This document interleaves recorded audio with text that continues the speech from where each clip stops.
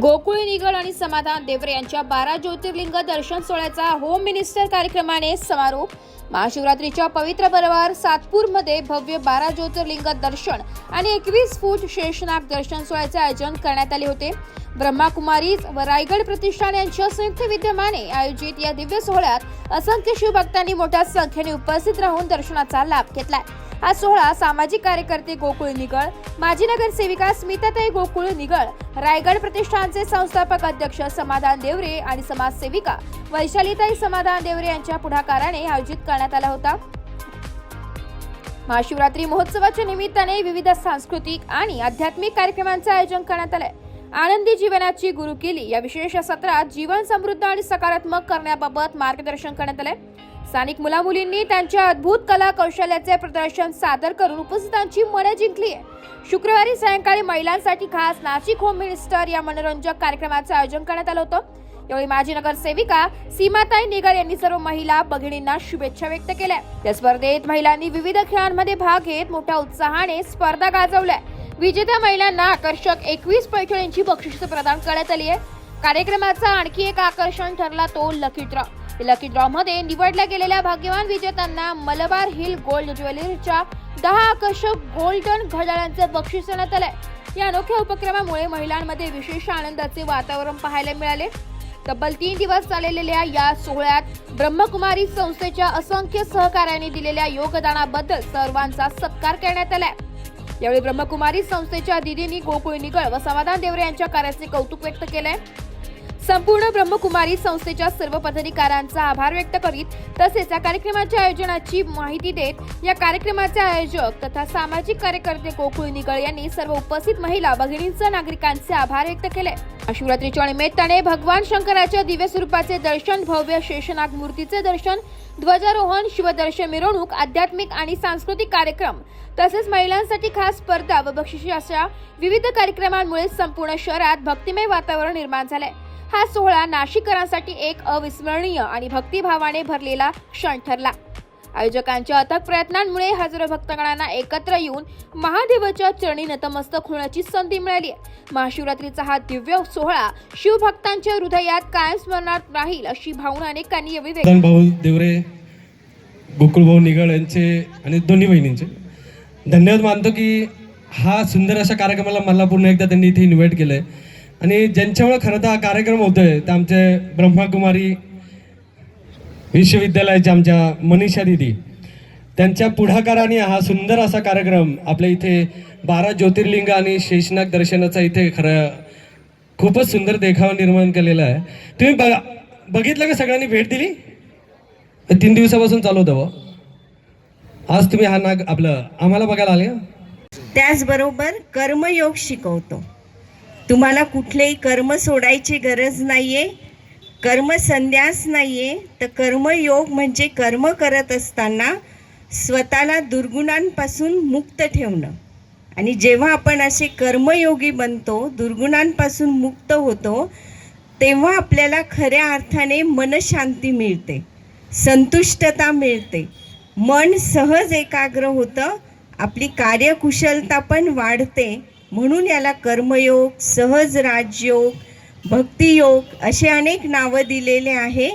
आणि काही नाही, तुम्हाला फक्त 7 दिवस 1-1 तास द्यायचं आहे, तो पण तुमच्या वेळेच्या अनुसार तुम्ही या, कुठल्याही जवळच्या सेंटरला भेट द्या आणि 7 दिवस फक्त ही माहिती जाणून घ्या की जी आपल्याला जीवन जगण्याची कला शिकवते, श्रेष्ठ विचार करण्याची कला शिकवते आणि त्याच्यामुळे तुम्ही तुमची गृहस्थी पण अतिशय चांगल्या प्रकारे सांभाळू शकतात।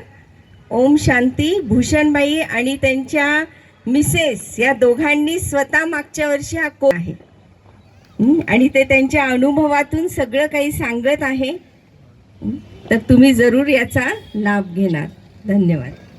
देण्याचं नियोजन करेल, त्यामुळे सगळ्या मैत्रिणींनी परत या आणि ज्यांना मिळेल किंवा नाही मिळेल पुढच्या वर्षी आपण परत ठेवू, परत कार्यक्रम घेऊ।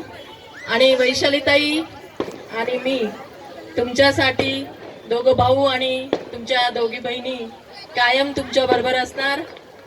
आणि जरी नगरसेवक म्हणून नाही तर तुमची मैत्रीण म्हणून हे सांगेल की जेव्हा हा आनंद मिळतो तो कोणीही आपल्याला घर बसलं देणार नाही, कारण संसारात फक्त धावपळ धावपळ धावपळ. त्यामुळे हा आनंद घ्या आणि सगळ्यांनी एन्जॉय करा. आणि प्रत्येकीला मैत्रिणीला भेटली तरी एक दिवस तिच्याकडनं नेसायला पैठणी घ्या आणि पुढच्या वेळेस तिला सांगा की मी जिंकेल तेव्हा तुला पण देईन. असं एक महत्वाचं नातं जवळ ठेवा आणि आपल्याला यातूनच शिकायचं आहे. ब्रह्माला आनंद, समाधान, समृद्धी, यश. आणि आपल्याला एका शिवबाबाच्या मार्गाला जेव्हा घेऊन जातो तेव्हा शिवबाबांचं जेव्हा आत्मरूप एक रूप होऊन आपण जेव्हा श्रद्धा भक्तीने करतो तर तो सुख आणि सगळ्यात मोठी शांतता. आणि आपल्याला जे आपण 3-4 दिवस कार्यक्रम ठेवलेला आहे यामध्ये आपल्याला जे समाधान आणि शिस्तबद्ध काम आणि त्यातच शांततेने कसं वागलं पाहिजे हे आपल्याला शिकून जातं. आणि मनीषा दिदी आणि आम्ही समाधान भाऊ, वैशालीताई, गोकुळ भाऊ निगळ आणि सीमाताई निगळ यांच्यातर्फे सगळ्यांना खूप खूप बेस्ट ऑफ लक. जय महाराष्ट्र. मी मागे सरका. समाधान भाऊ देवरे तसंच गोकुळ भाऊ निगळ यांना 10-10चा खूप ग्रुप करा. शुभेच्छा देते की त्यांनी अशा उभे राहा 10-10 सेवा केली आहे, सेवेचा मेवा घेतलेला आहे इथे आणि ईश्वर त्यांच्या सोबत आहे. आपल्या सर्वांचे खूप तोंड सारे तिकडे ठेवा. आशीर्वाद त्यांच्या सोबत आहे. ऐका 2 मिनिटं आहे ना, आपण नंतर चालूच ठेवणार आहे पण ते राहणार आहे म्हणून 2 मिनिटं कोणी बोलला का कृपया विनंती करतो. समाधान भाऊ देवरे तसंच त्यांचं संपूर्ण कुटुंब आणि गोकुळ भाऊ निगळ आणि त्यांचं संपूर्ण कुटुंब ह्या दोघांनीही गेल्या 4 दिवसापासून खूप सेवा दिलेली आहे.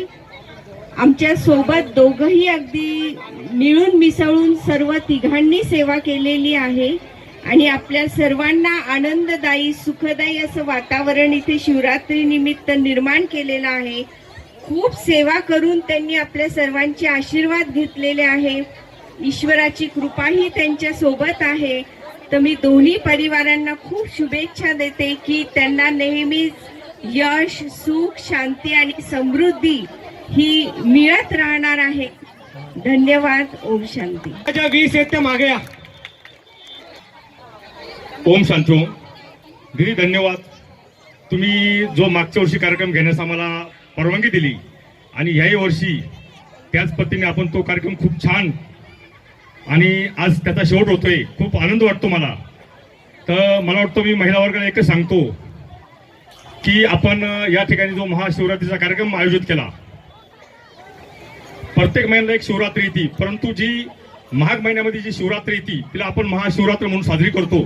आणि आपल्या हिंदू धर्मामध्ये महाशिवरात्रीला खूप मोठं महत्व प्राप्त झालेले.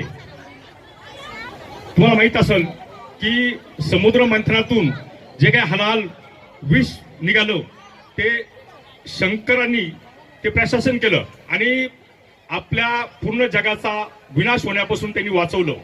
आणि ह्या महाशिवरात्रीच्या दिवशीच भगवान शंकराचं आणि पार्वतीचं लग्न झालेले हे तुम्हाला ठाऊक असेल. तुम्हाला कल्पना असेल की जे काही आपलं ब्रह्माकुमारीचं काम चालतं हे 140 देशामध्ये यांचं काम चालतं आणि सुमारे 10,000 केंद्रामध्ये त्यांचं विनाशुल्क काम असं चालतं.